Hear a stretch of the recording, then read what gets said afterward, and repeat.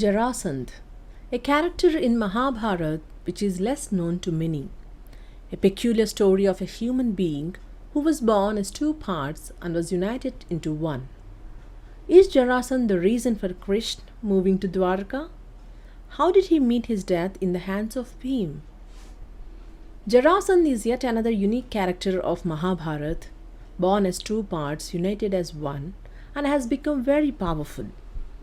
He is a deadly rival of Sri Krishna and the father-in-law of Kans, a great warrior, one of the earliest emperors of the Magadha kingdom in history. Because of him, Sri Krishna had to build Dwarka.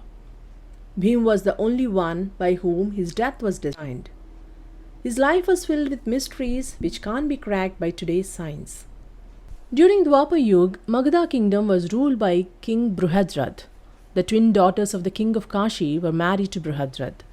They had no children for a long time. They have performed many yajnas and ceremonies for the sake of children, but there was no use. Once when Bruhadrath was passing through a forest, he sees a sage under a mango tree. His name was Chand Kaushik. The king serves the sage and impresses him. Having pleased by his services, Chand Kaushik grants him a boon.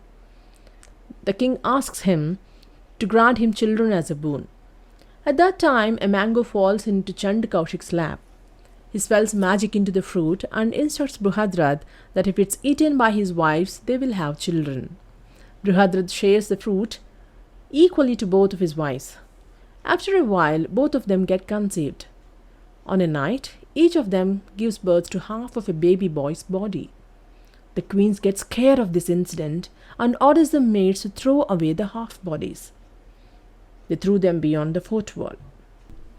There was a demon named Jara who was living in the forest near the fort.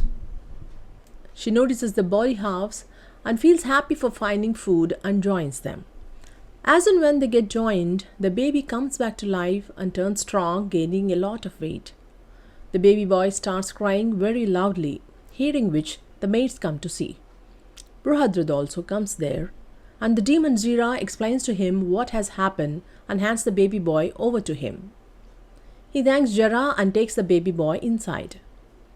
As he comes back to life because of demon Jara, he was called Jarasandh.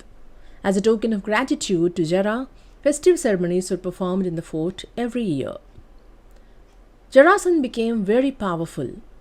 He ruled the Magadha kingdom with Girirajpur as the capital and expanded the kingdom all the sides.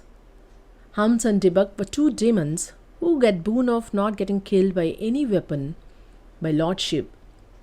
They were close friends to Jarasandh. With their help, he wins over many kingdoms and battles. Jarasandh gets his daughters married to Kams and thus becomes his father-in-law. As Sri Krishna slays Kams, the enmity between Sri Krishna and Jarasandh takes a start. Later, he wages war on Mathura several times. Though he got defeated by Krishna every time, the people of Mathura used to face troubles because of the battles. To protect his subjects from this trouble, Sri Krishna builds an island city Dwaraka in the ocean and saves his people. The two close friends of Jarasandh, Hams and Dibak, were also slain by Sri Krishna. Later, Jarasandh appoints Shishupal as his commander-in-chief, as both were good friends. One day, Jarasandh starts Bhairava worship, which requires human sacrifices every day. Every day he used to give the life of each king he defeated as a sacrifice. At the same time, Draupadi Swayamvar was announced. Jarasandh attends the Swayamvar. The challenge in the Swayamvar is to hit the fish which is located up in the Matsyans by looking at its reflection in the water below. While Arjun cracks it successfully, a few who had reached nearer to it were Shishupal, Shalya, Karna and Jarasandh. Jarasandh was very good at archery. After Draupadi gets married to Pandavas, all of them reach Indraprastha city. Then sage Narada advises Dharmaraj to perform Rajasoy Yajna. But Sri Krishna says that it's impossible to perform it without slaying Jarasandh. He further says that the 5 great warriors were born in Mahabharat with same birth star. They were Bhim, Duryodhan, Kichak, Bakasur and Jarasandh. Among these 5, the one who kills the first one was destined to kill the rest of the 3 as well. Just before that, Bhim annihilates Bakasur, so the death of the remaining three by Bhim was also predestined by God. Sri Krishna was an expert in politics. Even after moving to Dwaraka, Jarasandh keeps on attacking Mathura. He has a great army. Sri Krishna forethought that he would definitely take the side of Kauravas if the battle of Kurukshetra takes place.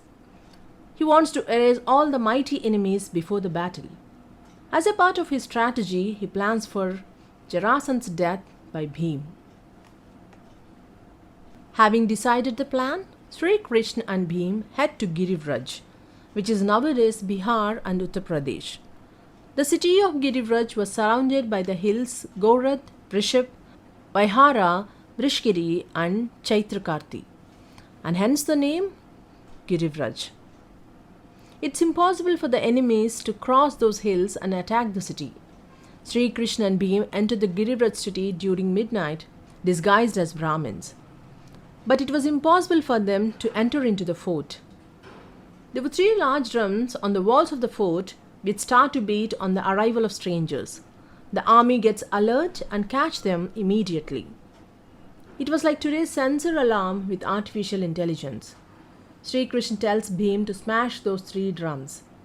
Jarasandh had huge respect for Brahmins and Rishis, and they can enter into the fort any time unconditionally.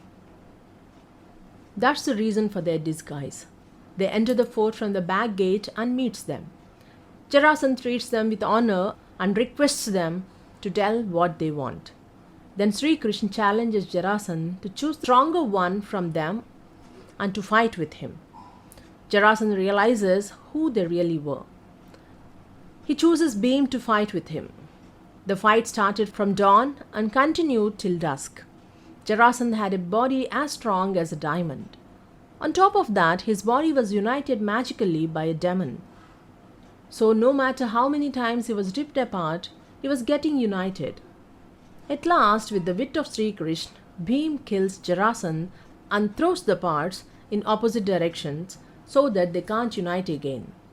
The 2 parts of his body were thrown at the same place where they were thrown at the time of his birth. They won the Magadha kingdom, but haven't looted it. Their aim was only the death of Jarasandh.